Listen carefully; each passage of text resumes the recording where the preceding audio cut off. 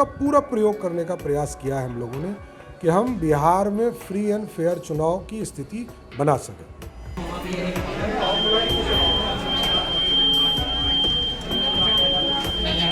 को वोट करा के ही घर भेजेंगे, चाहे वो मेरा 10 बजे रात तक क्यों नहीं ये प्रोसेस चले।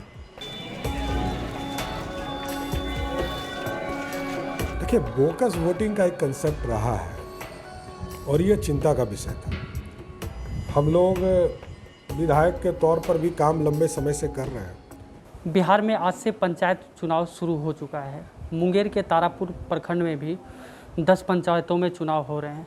यहाँ के स्थानीय पंचायती राज मंत्री सम्राट चौधरी जी भी अपना वोट कास्ट करने के लिए पहुँचे हैं और इन्होंने अपना वोट कास्ट भी कर दिया है। हमारे साथ बातचीत करने के लिए खुद सम्राट चौधरी जी मौजूद हैं। सर, आज आप पटना से आके वोट कास्ट किया अपना। स्वाभाविक है, मेरा कर्तव्य है, हमको वोट डालना है और मैं तो आपके माध्यम से ज़रूर आग्रह करूंगा कि बिहार के लोग जो भी बाहर रहते हैं वो लोग आकर लोकतंत्र की स्थापना में सहयोग करें, क्योंकि जब तक पंचायत आत्मनिर्भर नहीं होगा, विकसित नहीं होगा, सुंदर नहीं होगा, तब तक हमारा काम पूरा नहीं हो सकता है।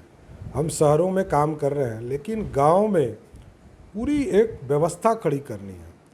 तो स्वाभाविक है, इस चुनाव की जो प्रक्रिया है इस बार हम लोगों ने 2-3 बदलाव किए हैं। एक तो सबसे इम्पॉर्टेंट है कि बायोमेट्रिक्स का पहली बार प्रयोग हम लोगों ने किया। ये दोनों तरह से प्रयोग हो रहे हैं, ऑफलाइन और ऑनलाइन दोनों। जहाँ सर्विस टेलीकॉम सर्विस की दिक्कत आ रही है वहाँ ऑफलाइन भी हम काम करा रहे हैं और बोगस वोटिंग को रोकने का एक ही रास्ता है। इसलिए हम तो ज़रूर चाहेंगे कि आज हमने ज़रूर प्रयोग किया है, लेकिन राष्ट्रीय स्तर पर भी इसको चर्चा करनी चाहिए कि दूसरे प्रदेशों में जब चुनाव होंगे, चाहे उत्तर प्रदेश, मणिपुर, गोवा के चुनाव होंगे, पंजाब के चुनाव होंगे, इसमें बायोमेट्रिक्स को और इम्पावर्ड करते हुए आधार लिंक करना चाहिए, जिससे कि पूरी तरह किसी को कोई कार्ड लेके जाने की ज़रूरत नहीं है, सीधा फिंगरप्रिंट्स ले और उसके आधार पर वो वोटिंग राइट उसको प्राप्त हो जाए। तो और क्योंकि इस बार हम लोगों ने बहुत एक्सपेरिमेंट किए हैं, ईवीएम्स की प्रयास थे कि ईवीएम्स हमको अधिक मिले। हम लोग का डिमांड था कि 6 लाख ईवीएम प्राप्त हो, लेकिन मात्र हमको 2.25 लाख ईवीएम प्राप्त हुआ, जिसमें 1,87,000 ईवीएम हम प्रयोग कर रहे हैं चुनाव में। और ईवीएम के माध्यम से चुनाव होने से जो वोट रद्द होते हैं उसका परसेंटेज ख़त्म हो जाएगा। मात्र 2 ही पद के लिए हम इस बार बैलेट प्रयोग कर रहे हैं, एक सरपंच और पंच के लिए। तो ऐसे परिस्थिति में बायोमेट्रिक, ईवीएम और वेब कास्टिंग और वेब काउंटिंग, ये पूरे चीज़ों का हम प्रयोग करें, टेक्नोलॉजी का पूरा प्रयोग करने का प्रयास किया है हम लोगों ने कि हम बिहार में फ्री एंड फेयर चुनाव की स्थिति बना सकें। एक चीज़ आ रहा है मंत्री जी इसमें कि कारण मतदान करने में देरी हो रही है, लोगों को ज़्यादा इंतज़ार करना पड़ रहा है। देखिए, स्वाभाविक है, जब ईवीएम आया था 2004 के चुनाव में, तो आपको याद होगा उसके पहले बैलेट होते थे, लोग थंपिंग करके बैठ जाता था, तो बहुत आसान था। उसी तरह जब ईवीएम आया तो इसमें समय लगता है। उसी तरह बायोमेट्रिक भी एक पार्ट है, लोकतंत्र में स्थापित कर रहे हैं। जो लोग 5-6 बजे तक लाइन में लग जाएंगे तो 8 बजे रात तक भी हम वोटिंग कराएंगे। इसलिए पूरी व्यवस्था है, जो वोट करने आएंगे उनको वोट करा के ही घर भेजेंगे, चाहे वो मेरा 10 बजे रात तक क्यों नहीं ये प्रोसेस चले। तो स्वाभाविक है, नए चीज़ों का जब प्रयोग होगा तो थोड़ा सा दिक्कत होता है, लेकिन हम पूरे प्रोसेस के माध्यम से लोकतंत्र, साफ सुथरा लोकतंत्र स्थापित करना चाहते हैं। ग्रामीण चुनाव था इस बार, लेकिन देखा जा रहा है कि कहीं से मतलब हर जगह हम लोग बहुत जगह घूमे भी, कहीं भी कोविड प्रोटोकॉल का पालन होता नहीं दिखा। नहीं, देखिए, प्रोटोकॉल स्वाभाविक है, हम लोगों ने आग्रह किया है मास्क लगाएं, क्योंकि 85 करोड़ से अधिक इस देश में हम लोग कोरोना का वैक्सीन ले चुके हैं और लगभग 5 करोड़ से अधिक बिहार में हम लोग कोरोना का वैक्सीन ले चुके हैं। जो हमारे यहाँ 18 से ऊपर के लोगों की आबादी है वो लगभग 7 करोड़ के आसपास है। तो ऐसे परिस्थिति में मात्र 2 करोड़ और चिन्हित करके हम लोग, आप देखिएगा 31 दिसंबर के पहले इसको भी टारगेट पूरा करें।